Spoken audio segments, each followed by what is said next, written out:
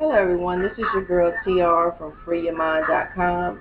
I just wanted to take a minute to kind of give you guys a little synopsis or a little idea of who I am. I know a lot of times I do videos, but I've never really taken the time to just give you a short description of who I am, my credentials, how I kind of started doing videos and things like that. First of all, I want to say, if you start with my basic titles, of course I am a wife, a mother, a teacher, and an educator. As far as my education, I have a bachelor's degree in psychology. I'm licensed as a stress management therapist, and I'm also licensed in chemical dependency, meaning that, I've worked with drug addicts and people that have suffered with addictions, people that have dealt with dual diagnosis, and I've been in the field of psychology for 11 years now.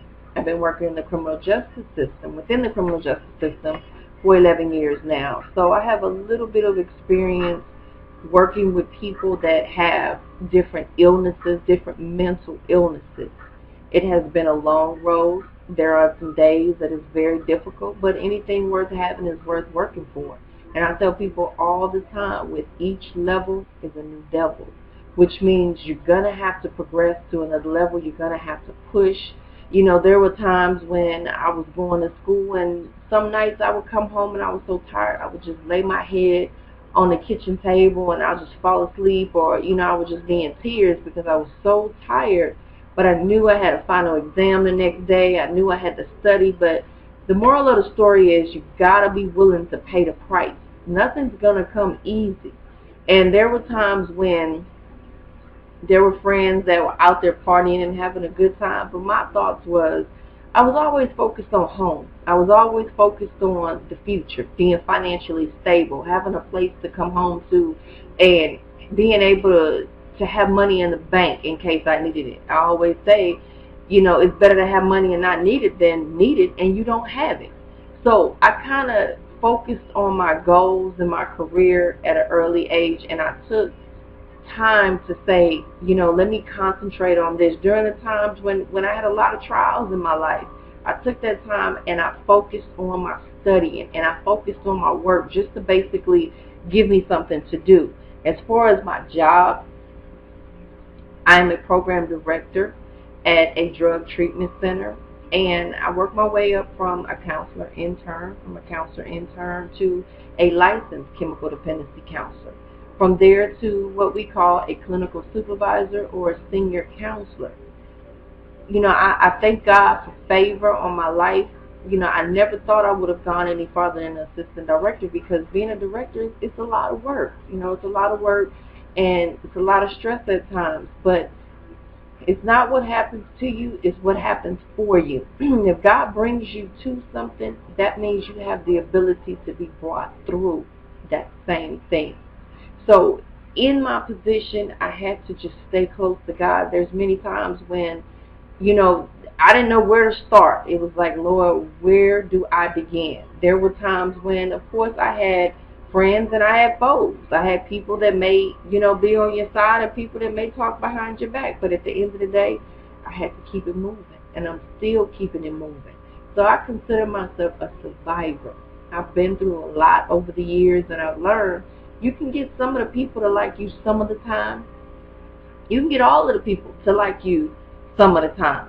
But you'll never get everybody to like you all of the time. Anything else is probably a waste of time, because it won't happen.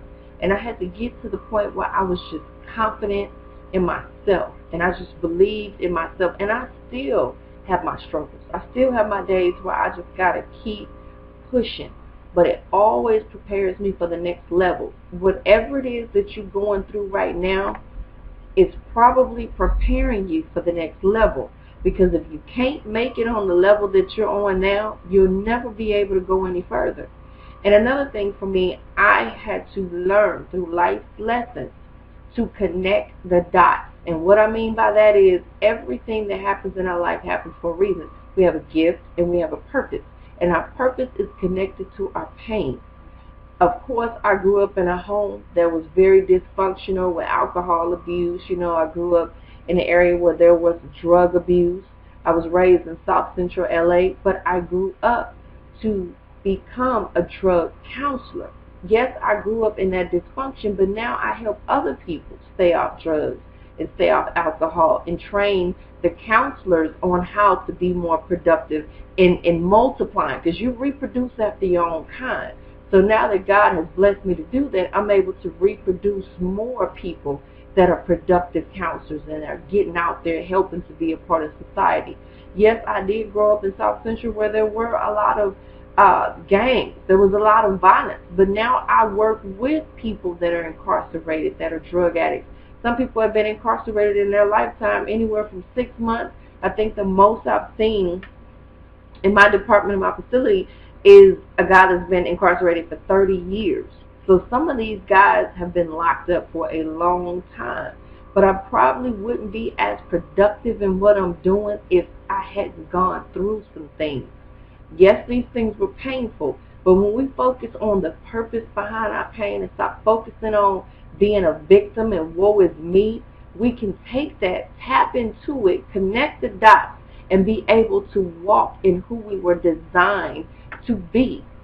If you're going through certain things, whether it's you grew up in a house where there was addiction, you grew up in a house where there was physical abuse, you grew up in a house where there was molestation, maybe it's meant for you to work with other children that have been molested. So I just want to encourage you, and no matter what you've gone through, to be able to learn to connect the dots, and that's how you determine who you are.